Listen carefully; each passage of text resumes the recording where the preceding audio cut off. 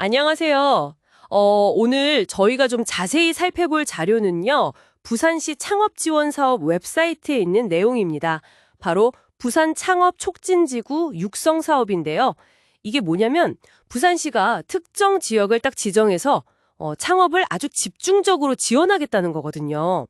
이 자료 보면서 이게 도대체 어떤 사업인지 또 어떤 지원을 받을 수 있는지 그리고 이게 당신께는 어떤 의미가 있을지 한번 같이 깊게 파고 들어가 보죠. 자, 그럼 바로 핵심부터 좀 짚어볼까요?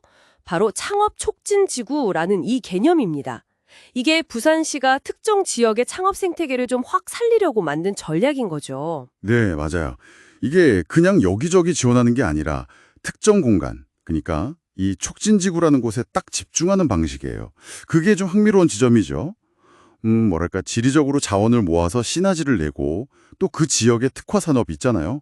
그거랑 스타트업을 연결시켜서 좀 성장을 빠르게 해보겠다. 뭐 이런 의도로 보입니다. 아, 시너지랑 특화산업 연계. 네, 단순히 돈만 지원하는 걸 넘어서는 거죠. 그러니까 창업 인프라, 네트워크 이런 걸 다 같이 만들려는 그런 그림인 것 같아요. 일종의 창업 특구 같은 느낌? 그런 전략적인 그림이라면 구체적으로 어떤 걸 지원해 주는지가 제일 궁금할 텐데요. 자료를 보니까 뭐 사업화 자금, 예를 들면 시제품 만들거나 마케팅하는 비용 같은 거요. 이런 실질적인 도움도 있고 멘토링이나 컨설팅, 네트워킹 기회 이런 것도 다 포함되어 있네요. 네, 맞습니다. 여기서 좀 주목할 만한 점은요. 이 지원 내용들이 초기 창업 기업들이 진짜 힘들어하는 부분들 있잖아요. 예를 들어서 자금이 부족하다거나 아니면 뭐 경영 노하우가 없다거나 시장에 나가기 어렵다거나 하는 딱 그런 핵심적인 문제들, 그 성장통을 좀 해소하는 데 초점이 맞춰져 있다는 거예요. 아, 성장통 해소. 그렇죠. 그러니까 그냥 지원 항목을 나열한 게 아니라 부산 지역의 창업 성공률 자체를 좀 끌어올리려는 그런 설계로 볼 수 있는 거죠. 아하, 그러니까 진짜 필요한 곳에 딱 필요한 지원을 집중해서 성공 가능성을 높인다. 뭐 이런 거군요.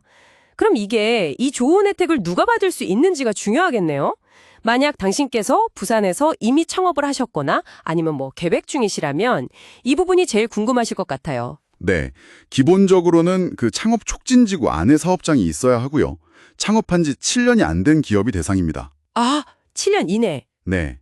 그래서 일단 내 사업장 위치 아니면 창업하려는 곳이 이 촉진지구에 들어가는지 이걸 확인하는 게 첫 번째겠죠.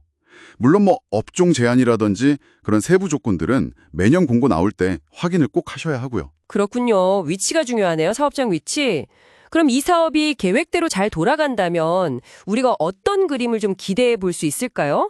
단순히 그냥 창업 기업 숫자만 늘어나는 건 아닐 것 같은데요? 아, 물론이죠. 그건 단기적인 거고요.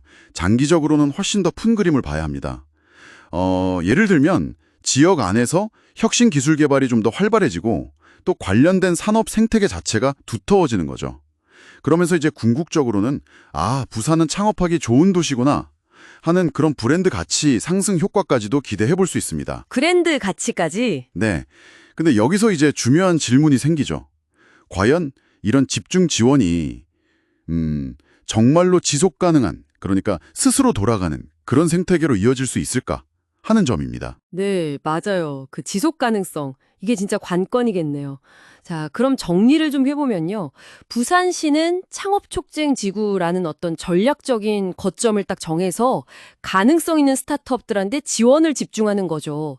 그렇게 해서 지역 혁신도 이루고 경제 성장도 하고 이 두 마리 토끼를 잡으려는 거네요, 결국. 이게 다 부산이 동남권에서 대표적인 창업 중심지로 뭔가 발돋움하겠다. 이런 강한 의지를 보여주는 것 같아요. 네, 정확합니다. 한정된 자원을 최대한 효과적으로 써서 그 파급력을 극대화하려는 그런 전략적인 선택인 거죠.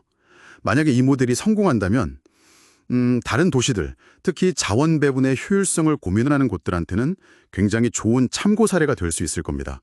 물론 아까 말씀하신 것처럼 그 지속 가능성 문제라던가 아니면 다른 지역과의 어떤 균형 발전 문제 이런 건 계속 안고 가야 할 과제고요. 네, 과제는 여전히 남아있군요. 자, 오늘 저희가 한배 살펴본 내용을 바탕으로 당신께 한번 질문을 던져보겠습니다. 부산의 이 창업촉진 지구가 앞으로 어떤 특정한 기술 분야나 산업에서 좀 더 두각을 나타내는 그런 혁신의 중심지가 될 가능성이 가장 높다고 보시나요? 당신의 통찰이 궁금해지네요.